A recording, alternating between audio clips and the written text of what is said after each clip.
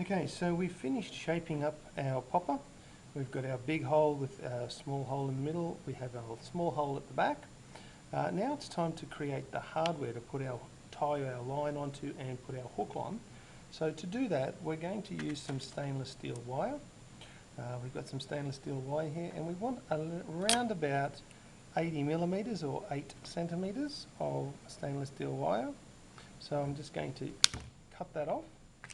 And from here, what I'm going to do is put 2 boards into the vise here, and in between them I'm going to put a nail.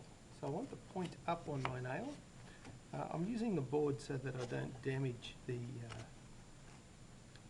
vise, and once I've got that all in place, I'm just going to tighten that so that my nail is pointing up, and we're going to use the nail to twist our tie. Now, to twist the tie, we could try and twist it by hand, but I'm a little bit too lazy for that. So what I'm going to do is I'm going to bend this in the middle so that my ends come roughly together like this. And then I'm going to use the drill, and I'm going to actually open up the drill chuck, and I'm going to put the ends of the wire in there and then tighten up the drill so that it actually grabs on, just like this. So now it will turn.